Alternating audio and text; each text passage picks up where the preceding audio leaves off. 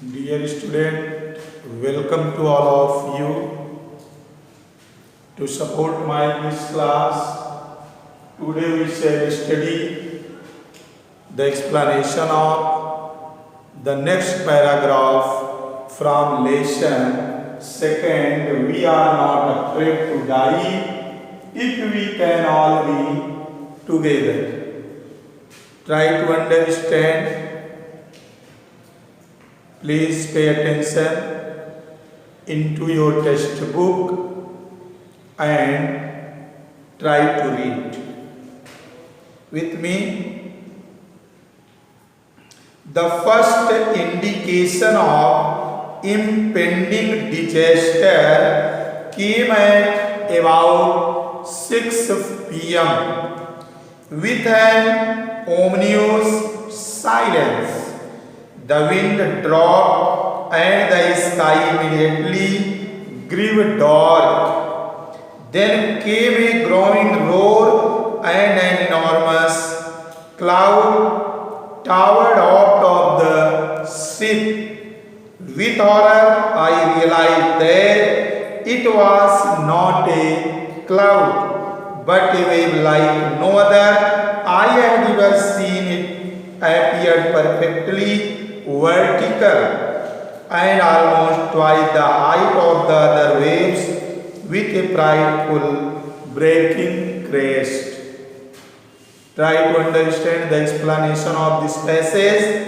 The first indication of impending disaster came at about 6 p.m. The first calamity began to come in the author's life near about 6 p.m. Author कहता है कि जो मेरे जीवन, चूंकि वो यात्रा पर था, तो मेरे जीवन में जो विपदा, बर्बादी, आपदा आना था, उसका प्रारंभ लगभग शाम के 6 बजे हो गया। विथ एन एनॉर्मस साइलेंस, और वो भी कैसी आई? साइलेंस, बहुत शांतिपूर्ण ढंग से। The wind drop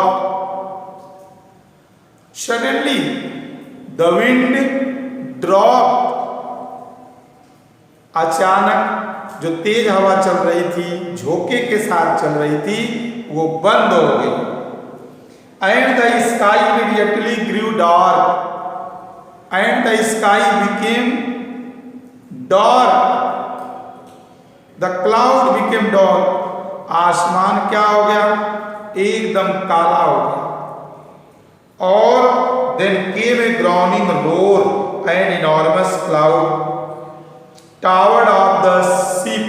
At that time, an enormous cloud towered fall down on the author's ship, and there was a loud noise everywhere. एक जोर की आवाज हुई, गर्जना हुई, और उस गर्जना के साथ पूरा बादल ऐसे फट जाता है बादल, वैसे ही राइटर कहता है मेरी जहाज के ऊपर पूरी लहरें पानी की एकदम सब गिर पड़ी। अचानक with horror I realized that it was not a cloud but a wave like no other I had ever seen, but it was clear that it was not a water, not a cloud, but it was a sea waves that fall down on the author's ship. Writer कहता है कि that he had never seen, कि कभी इस तरह का मैंने देखा ही नहीं था। वो वास्तव में बादल नहीं थे, बल्कि वो लहरों की, एक लहरों का एक उफान था, और जो आकर के राइटर के सिर पर, जहाज पर गिर गया। It appeared perfectly vertical and almost twice the highest of the other waves with a frightful breaking crest. It appeared that it was a great fall of the author's ship, like the top of the mountain, और ऐसा करा कि लग रहा था कि इतनी ऊंचाई से वो मेरे जहाज पर गिरा था कि निश्चित रूप से वो लहरें मुझे डुबोने में समर्थ थी। The roar increase to a thunder as the eastern moved up the face of the wave. The roar increase, the roaring of the cloud increase, जो बादलों की गर्जना थी वो बढ़ती ही जा रही थी। As the eastern moved up the face of the wave and for a moment I thought we might ride over it appeared that the author might ride over it। ऐसा लग रहा था कि अब राइटर फेंका जाएगा उन्हीं लहरों में और बह जाएगा। But then a tremendous explosion shook the deck। At that time the deck of the ship began to move। और अचानक उसी समय राइटर करा मेरी जहाज की जो छत थी वह जो है हिलने लगी, कांपने लगी।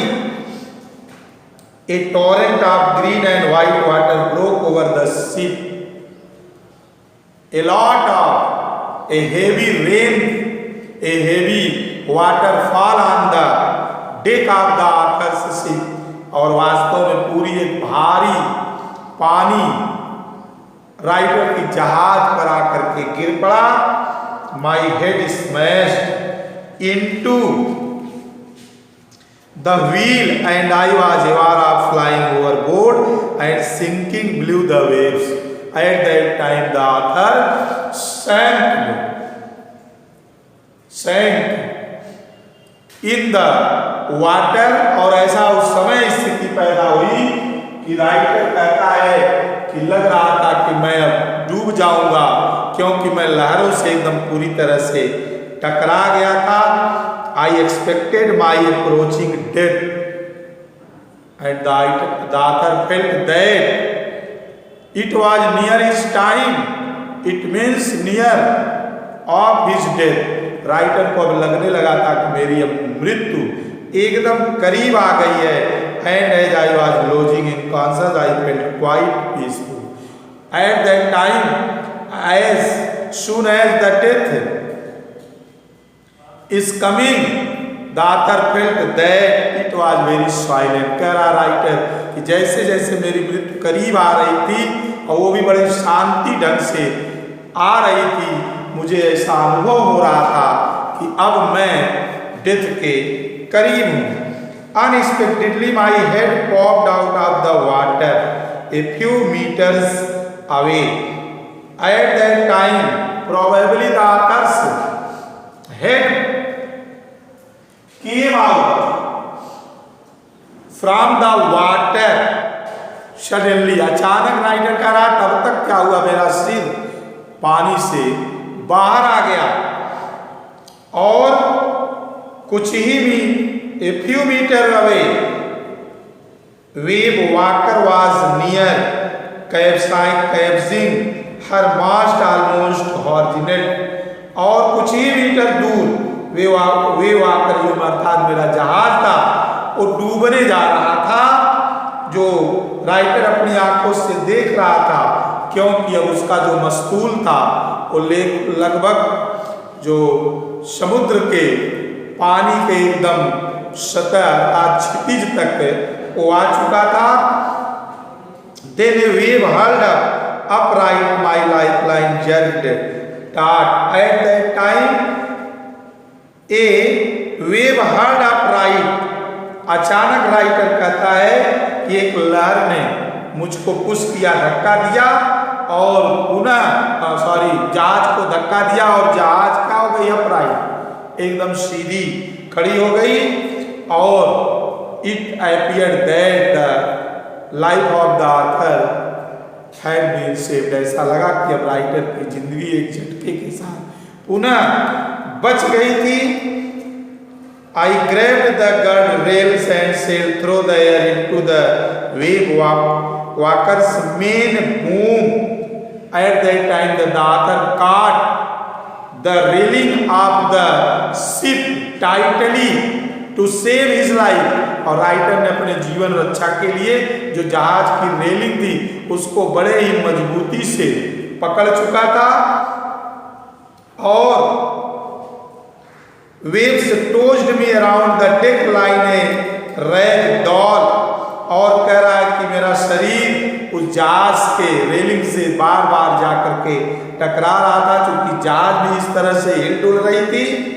और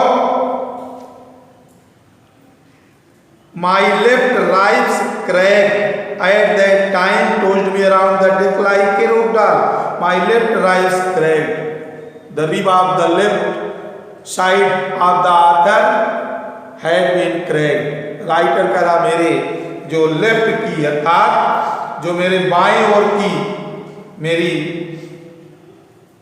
पसलियां थी वह क्या हो गई थी, अब वो चरमरा गई थी, टूट चुकी थी और क्रैक हो गई थी। My mouth filled with blood and broken teeth, and blood came out of his mouth and broken teeth, और राइटर का दांत वगैरह टूट चुका था और उसके मुंह से ब्लड आने लगा था। I found the wheel lined up the stern for the next wave and hung on. At that time the author's life was saved, but the author hung on to the ship. Writer कह रहा इस प्रकार मेरे जीवन की मैं किसी तरह से जहाज पर लटका रहा और किसी तरह से मेरे जीवन की रक्षा हुई। That's all. Thank you, dear student. Revise this paragraph and note down difficult words and its meaning. तो इस प्रकार ये आज का इतना जो पैराग्राफ था डियर स्टूडेंट वो समाप्त हो गया। नेक्स्ट पैराग्राफ हम लोग tomorrow we shall study next paragraph of this lesson. That's all. Thank you.